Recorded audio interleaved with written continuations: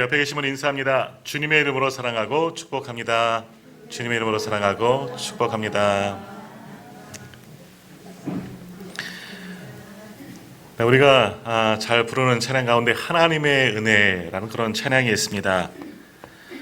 그 찬양을 원래 부른 분은 찬양 사역자이자 테너 그리고 장로님이신 박종호 장로님이십니다. 아시듯이 이 박종호 장로님 오래전부터 거의 우리 복음 CCM 찬양 가수 1세대 가운데 한 분이신데 체격이 굉장히 좋으십니다. 사진 한번 보시겠어요? 이러십니다. 굉장히 거대. 저는 거기에 비하면 굉장히 날씬한 편이죠.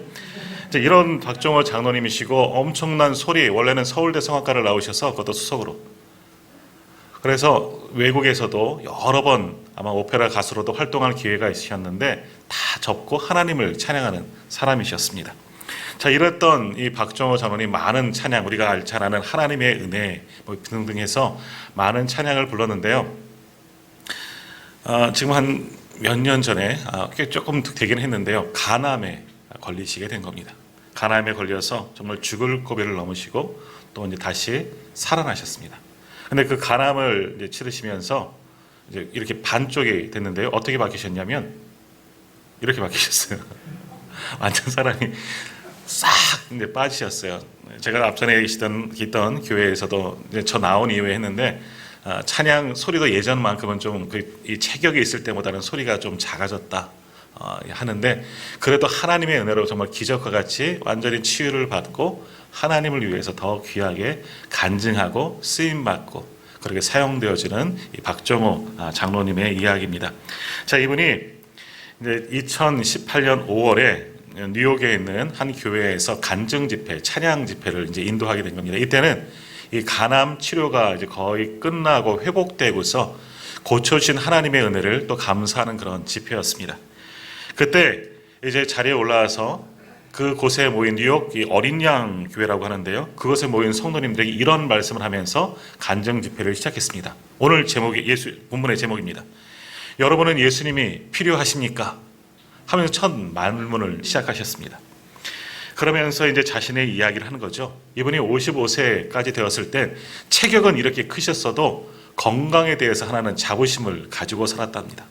하나님께서 지금까지 건강하게 하셨고 좋은 목소리 주셔서 늘 하나님을 찬양하고 조금도 부족함이 없도록 살았는데 55세 되었을 그때에 어느 날 건강검진을 하게 되었는데 악성 간 경화가 발견된 겁니다. 뿐만 아니라 이 간에서 이제 조직 검사를 했는데 9개의 이 암이 조직이 발견하게 된 겁니다. 그래서 결국 이 간암이 아주 크게 심하게 들어서 죽을 수밖에 없다 하는 그런 시한부 판정을 받게 된 겁니다. 그래서 마음으로 참 억울하죠. 지금까지 하나님의 은혜로 참 잘 살았고 사역도 잘했고 찬양을 불렀고 건강에는 자부심이 있었는데 내가 간암에 걸렸다, 곧 죽을지도 모른다 하는 그런 이야기를 듣자 이 간을 다 꺼내서 도려내고 싶은 그런 생각까지 들었다는 겁니다. 그리고 이제 주변 사람들에게도 내가 이제 병에 걸렸다, 암에 걸렸다 하는 이야기를 들으니까 많은 분들이 함께 기도해 주기 시작했는데 어떤 교회는 교회 전체가 우리 박종호 장로님 깨끗이 치료해 달라고 교회가 함께 그러한 기도 교회도 있었고요. 또 어떤 목사님은 차마 기도를 못 하시겠다는 거예요. 이 중병, 이 병 때문에 이야기를 들으니까 소생 불가한 그런 병이라는 거예요. 그래서 기도도 하지 못하겠다 하는 그런 목사님의 또 이야기도, 친한 목사님의 이야기랍니다. 그런 이야기도 들었답니다. 그리고 이분이야말로 자신의 병을 위해 기도하지 않았겠습니까? 너무나 고통스럽고 너무나 처참하고 억울하고 너무나 아프고 답답하고 그런 마음으로 하나님께 수없이 하나님 제발 살려주십시오, 고쳐주십시오. 박종호 장로님도 그렇게 기도했는데 하나님께서는 내가 너를 살리지 않겠다 이런 음성만 들려주신다는 겁니다. 그러면서 하는 말이 내가 너를 고쳐주겠다, 살려주겠다 이런 말씀을 하시는 것이 아니라 자꾸만 생각하면서 주시는 마음에 주시는 말씀이 뭐냐? 시편 121편 1절의 말씀이라는 겁니다. 내가 산을 향하여 눈을 들리라. 나의 도움이 어디서 올까? 자, 이 말씀의 내용은 뭐냐? 하나님께서 너를 창조하셨다. 그것만 깨닫게 하시는 겁니다. 병에 대해서 정말 간구하고 기도하고 눈물로 기도했는데도 이 병을 치료하겠다, 고쳐주겠다 말씀하시는 것이 아니라 너를 지으신 이가 나 여호와 하나님이다. 눈을 들어 나를 바라봐라. 이렇게만 하나님은 계속해서 말씀해 주셨다는 겁니다. 그 가운데 이제 박정호 장로님이 하나님의 뜻을 알아간 거죠. 근데 사실 이렇게 고백했어요. 나는 아직 나를 고쳐주시는 하나님의 뜻을, 정확한 뜻은 잘 모르겠습니다. 그런데 내 병이 예수 믿었다고 나은 것은 아니라고 생각합니다. 내가 고통과 절망의 순간 확실히 깨닫은 것은 뭐냐 하면 내가 죽든지 살든지 그것이 문제가 아니라 예수님은 진짜이구나, 이것을 깨닫게 하셨다는 겁니다. 내가 살아나야, 내 병이 치료해져야 예수님이 살아계시는구나, 하나님이 역사하시는구나, 이것이 증거되어지는 것이 아니라 내가 살든지 죽든지, 내가 병에 걸려 이 상태로 끝나든지 이것과는 전혀 상관없이 예수님은 진짜이고 예수님은 나의 구주이시다, 이것을 하나님이 깨닫게 하셨다라는 겁니다. 그러면서 우리의 인생에 가장 필요하신 분은 바로 예수님이십니다 하는 이런 고백을 했다는 겁니다. 예수님 믿는 것이 너무너무 자랑스럽고 기쁜 것이고, 그분이 내 병을 고쳐주셔서 감사해서 그런 말씀 드리는 것이 아니라 그저 예수님의 그 은혜가 너무너무 감사하다는 겁니다. 내 생명, 지금 이 생명도 예수님께서 주시는 것이고 하나님께서 나를 창조하셨던 모든 것, 그것이 너무 감사합니다, 이런 고백을 했습니다. 그리고 마지막으로 이렇게 다시 내 입술로 하나님을 찬양하게 하신 것도 하나님의 은혜입니다 하는 고백으로 마지막에 하나님의 은혜를 또 부르면서 그 공연을 마쳤다 합니다. 이분의 고백이에요. 예수님이 정말 필요하십니까? 우리는 예수님이 필요하십니까? 어떤 의미에서 우리는 예수님이 필요하십니까? 내가 바라고 소망하는 것을 얻기 위해서, 아니면 내게 생명 주시고 나를 구원하신 분이 예수님이시기에 우리는 그 예수님이 필요하신 것입니까? 한 두어 달 전에 복음에 대한 우리 메시지를 우리가 함께 나누었습니다. 한 4차례, 5차례 정도 복음에 대해서, 복음의 본질, 우리가 전할 복음 등등에서 복음에 대한 이야기를 우리가 함께 말씀을 통해서 들었습니다. 자, 다시 한번 질문하겠습니다. 그러면 복음이 무엇입니까?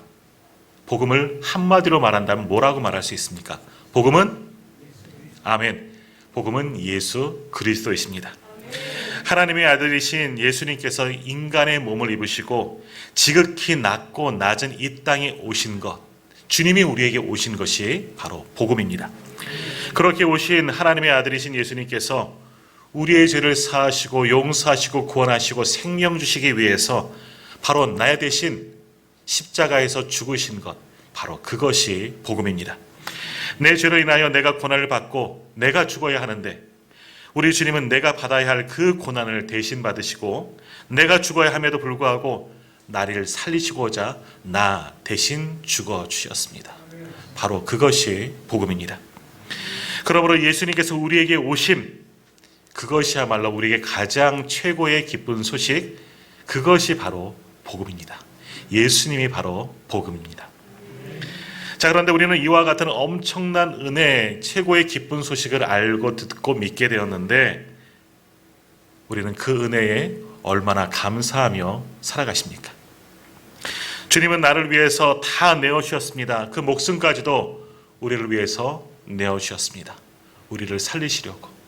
그러면 우리는 우리 주님을 위해서 무엇을 드릴 수 있겠습니까? 우리가 가진 모든 것, 아니 우리의 생명도 우리는 주님처럼, 우리를 위해서 다 내어주신 주님처럼 우리도 주님께 다 내어 드릴 수 있으십니까? 우리 예수님에게 있어서 우리는 가장 소중한 사람입니다. 우리 한 사람 한 사람은 주님이 찾고 찾으시고 생명 주시고 구원하기를 원하셨던 그 한 사람이 바로 나입니다. 우리들입니다. 그런데 우리는 우리 주님을 가장 소중하고 내게 있어서 가장 존귀한 분으로 그렇게 생각하고 있습니까? 자, 오늘 우리에게 예수님이 필요하신 겁니까? 자, 우리 성경은 우리가 예수님과의 어떤 관계를 맺어야 할지, 또 예수님을 통해서 우리가 하나님과 어떤 관계를 맺어야 할지를 성경을 통해서 우리에게 증거하고 계십니다. 첫째로 우리에게 예수님이 필요하신 이유, 우리가 예수님과 어떤 관계를 맺어야 하는가? 우리를 위해서 오신 예수님을 우리는 의지해야 한다라고 말씀하고 있습니다. 자, 우리는 지금 큰 절망과 힘듦 속에서 살아가고 있습니다. 개인적으로도 때로는 힘들고 고난의 순간들을 보내신 분들도 계실 겁니다. 우리가 경험한 가장 큰 절망, 가장 큰 고난은 어떤 것이 있었습니까? 혹 지금 우리는 그러한 고통 가운데 살고 계시지는 않습니까? 만일 내게 가장 큰 고통이 있었다면, 가장 큰 절망이 있었다면, 만일 지금이 그 순간이었다면 그 절망은, 그 고통은 나에게 어떤 힘듦을 주었습니까? 또는 그런 고통 속에서 우리는 그 어려움을 어떻게 이겨 나가셨습니까? 이러한 얘기는 이따가 사랑방 모임 때 한번 나눠보시길 바랍니다. 자, 고난하면, 고통하면 생각나는 분이 누굽니까? 구약에 나오는 욥입니다. 욥은 모든 고난 속에서 이렇게 고백했습니다. 욥기 14장 19절입니다. 물은 돌을 닳게 하고 넘치는 물은 땅의 티끌을 씻어버리나이다. 이와 같이 주께서는 사람의 희망을 끊으시나이다 라고 고백합니다. 욥은 고난 가운데 하나님의 음성, 하나님이 깨닫게 하심을 알게 되었는데 뭐라 그러느냐? 하나님은 우리가 가지고 있는 인간적인 모든 생각들, 우리 인간으로서 의지하려고 하는 모든 소망을 다 끊으시는 분이시다. 왜 그렇게 하시느냐? 너무하신 것 아니냐? 우리는 생각할 수 있겠죠? 하나님은 왜 우리 인간적으로 의지하려고 하는 모든 것을 왜 끊으십니까? 왜? 그 이유가 뭐냐 하면 우리로 하나님만 의지하도록 만들기 위해서입니다. 우리가 고난이 오고 힘듦이 오고, 그래서 내가 의지했던 모든 것 더 이상 의지할 수 없게 만드시는 것은 그것을 통하여서 우리의 믿음을 주시고 우리가 더욱더 하나님만 의지하도록 만들기 위해서 우리의 모든 소망을 다 끊으신다. 욥은 그렇게 고백을 하고 있는 겁니다. 하나님이 나를 버리신 것이 아니라 이 사건을 통해서 내가 더 하나님을 의지하는 사람으로 만드시기 위해서 하나님은 내 인간적인 모든 소망을 다 끊어버리시고 하나님만 의지하게 만드신 분이십니다. 이것이 바로 욥의 고백입니다. 사도 바울도 고린도 교회에 보내는 편지를 통해서 이러한 고백을 했습니다. 고린도 후서 1장 8절과 9절입니다. 형제들아, 우리가 아시아에서 당한 환난을 너희가 모르기를 원하지 아니하노니 힘에 겹도록 심한 고난을 당하여 살 소망까지 끊어지고 우리는 우리 자신이 사형 선고를 받은 줄 알았으니 이는 우리로 자기를 의지하지 말고 오직 죽은 자를 다시 살리시는 하나님만 의지하게 하심이라. 아멘. 사도 바울의 고백도 똑같은 겁니다. 내게 환난을 주신 이유가 뭐냐? 사형 선고까지 받았는데 그렇게 하신 이유가 뭐냐? 내가 살 소망이 전혀 없게 하신 그 이유가 뭐냐? 이는 우리로 다른 것을 의지하지 말고 오직 믿음을 가지고 하나님만 의지하도록 만드시기 위해서 이와 같은 환난을 우리에게 주셨다. 나는 그것을 믿는다 하는 사도 바울의 고백입니다. 사도 바울도 고백하기를 인간적으로 다른 것을 의지하고 다른 것에 소망을 두는 마음이 있었다는 겁니다. 그런데 그 소망을 하나님께서 완전히 다 차단시켜 버리셨다는 것이죠. 왜냐하면 하나님만 의지하며 살아가도록, 하나님만 의지하면 된다, 그것을 알게 하시려고 이러한 환난을 주셨다는 겁니다. 이 말씀과 같이 우리가 살아가면서 우리도 고난을 당하고 환난을 당하고 때로는 어려운 가운데 있습니다. 지금 우리의 상황이 그렇지 않습니까? 2년 가까운 시간 동안 우리가 어떻게 할 수 없는 이 코로나 위기 속에서 인간의 연약함을 우리로 보게 됩니다. 우리의 모든 소망도 다 사라져버리고 말았습니다. 그런데 이 고난이 오히려 하나님의 은혜의 통로임을 믿으시기를 바랍니다. 하나님은 이 환난 속에서, 이 고난 속에서 세상의 모든 소망, 우리가 의지해야 할 그런 모든 것 다 끊어버리고 사라져버리게 만드셨지만, 그러나 그 상황 가운데 우리에게 믿음을 더하여 주신 줄 믿습니다. 그 믿음은 고난 속에서, 환난 속에서 믿음 잃지 아니하고 하나님만 바라보면, 하나님만 의지하면 그러한 이들과 하나님은 함께 하신다. 생명의 길로 인도하신다. 그것을 알게 하시려고 우리에게 때론 이와 같은 환난의 시간, 연단의 시간을 허락하여 주셨다는 겁니다. 그러므로 우리가 고난 가운데 있습니까? 절망 속에 있습니까? 그때 우리에게 가장 필요한 분은 누구십니까? 바로 예수 그리스도이십니다. 우리가 예수 그리스도만 의지할 때 우리 주님이 우리의 모든 상황을 아시고 우리를 위로하시고 격려하시고 함께하시고 이 모든 상황을 역전시킬 수 있는 힘을 우리 주님께서 더하여 주실 줄 믿습니다. 그러므로 우리는 반드시 예수 그리스도가 필요합니다. 주님만 의지하는 저와 우리 성도님들 다 되시기를 바랍니다. 자, 그런데 우리가 이렇게 전심으로 주님을 의지한다 고백하고 있지만 주님을 의지하기 위해서 우리에게 필요한 선제 조건이 하나 있다라는 겁니다. 그것이 뭐냐? 바로 내가 죄인임을 인정해야 한다는 겁니다. 내가 죄인임을 인정하지 않으면 주님을 의지할 수가 없는 겁니다. 나는 어쩔 수 없는 죄인입니다. 나는 죽을 수밖에 없는 죄인입니다. 나는 전혀 소망이 없는 자인입니다. 이것을 고백해야지 거기에서 예수님이 의지가 되고 은혜가 되는 것이죠. 내 힘으로 얼마든지 살 수 있습니다. 이거 나 돌파할 수 있어요. 주님 필요 없습니다. 이러한 상황이 되어버리는 겁니다. 그러므로 우리에게 예수님이 필요하다는 것은 우리가 죄인이다 하는 이 사실에서부터 출발하게 되는 겁니다. 그것을 로마서 3장 10절에서 12절에는 이렇게 말씀하고 있습니다. 기록된 바 의인은 없나니 하나도 없으며 깨닫는 자도 없고 하나님을 찾는 자도 없고 다 치우쳐 함께 무익하게 되고 선을 행하는 자는 없나니 하나도 없도다 라고 말씀합니다. 한마디로 세상에 의인은 하나도 없다는 겁니다. 선한 자도 하나도 없다는 것이죠. 다시 말하면 우리 모두는 다 죄인이다 라고 말씀하는 겁니다. 우리가 주님을 의지하려면 이 말씀과 같이 나는 죄인입니다. 나는 의인이 될 수 없습니다. 내게 선한 것이 하나도 없습니다. 나는 어쩔 수 없는 죄인입니다. 이것을 인정해야만 우리가 예수님을 찾고 예수님을 의지할 수가 있는 겁니다.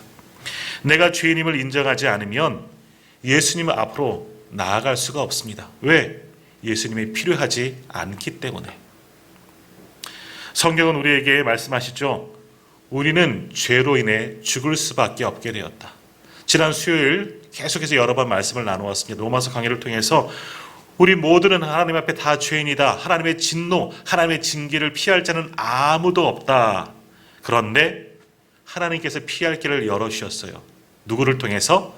예수 그리스도십니다. 우리가 죄로 인하여 죽어야 할 우리에게 생명의 길을 열어주셨는데 그 길이 무엇이냐? 바로 예수 그리스도이십니다. 그래서 우리가 사는 방법은 뭐예요? 예수님을 믿는 겁니다. 우리가 생명을 얻는 방법은 뭡니까? 우리를 살리시는 예수님께 나아가는 겁니다. 그래서 예수님이 우리에게 필요한 것입니다. 민수기 13장에 보면요. 출애굽 이후에 이스라엘 백성들이 약속하신 가나안 땅에 먼저 정탐꾼을 보내는 그런 장면들이 나옵니다. 각 지파마다 한 명씩 12명의 정탐꾼을 40일 동안 이 가나안 땅에 보내게 되는데 그 정탐꾼들이 가나안 땅을 40일 동안 탐지하고 돌아와서 하는 이야기가 뭡니까? 저 땅은 갈 수 없습니다. 하나님의 약속하신 땅이 맞긴 하지만 우리는 들어갈 수가 없습니다. 절망적인 보고를 합니다. 그들이 보고하는 이유는 여러 가지가 있습니다. 그들은 거인 족속입니다. 우리는 그들 앞에 메뚜기와 같습니다. 지극히 작은 존재라는 것이죠. 우리는 싸워서 저들을 도저히 이길 수 없습니다. 가면 다 전멸할 뿐입니다. 절망적인 보고를 하게 됩니다. 그러나 단 여호수아와 갈렙 두 사람은 아니죠. 아니다.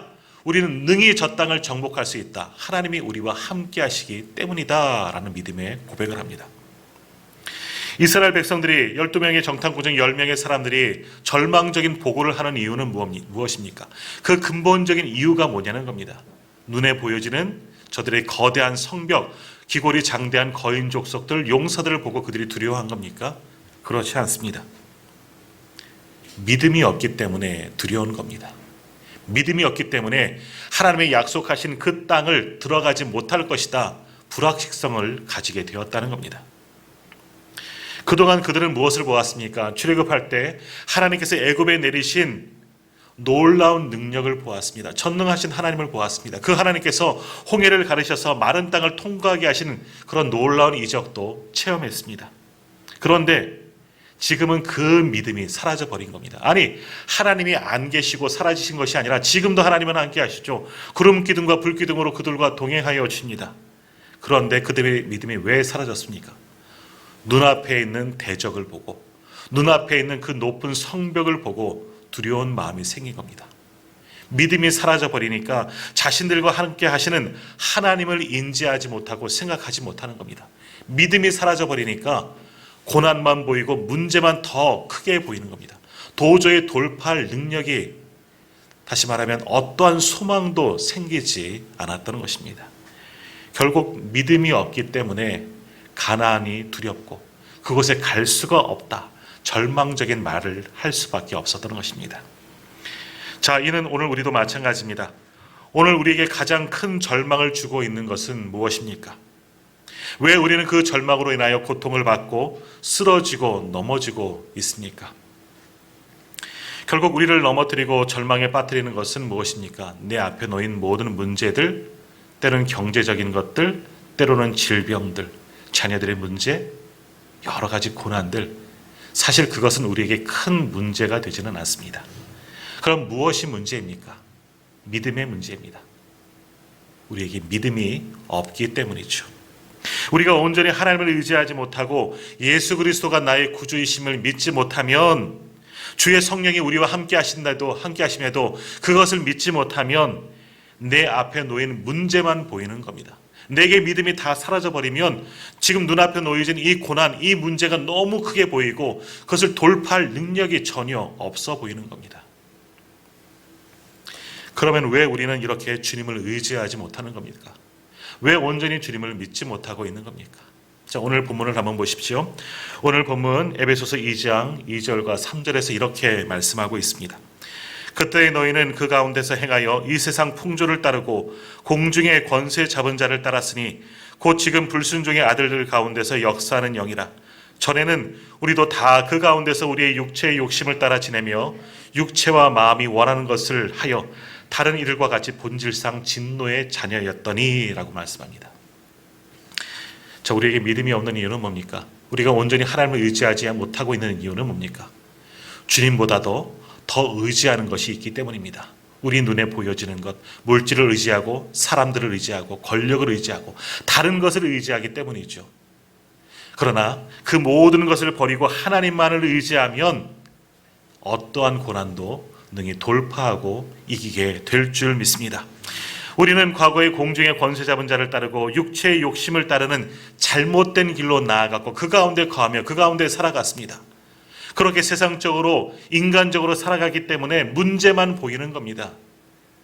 그런데 이제는 그 잘못된 길에서 돌이켜 주님께만 나오십시오.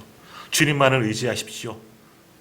주님께만 나아가면 주님이 우리와 함께 하시고 모든 문제를 이길 힘을 더하여 주실 줄 믿습니다. 그러므로 우리가 죄인임을 인정하고 주님, 나와 함께 하십시오. 나에게는 주님이 필요하십니다. 그렇게 고백하며 주님께 나아갈 수 있는 우리 성도님들 다 되시기를 축복합니다. 두 번째로 우리에게 예수님이 필요한 이유는 뭡니까? 바로 주님에게 생명이 있기 때문입니다.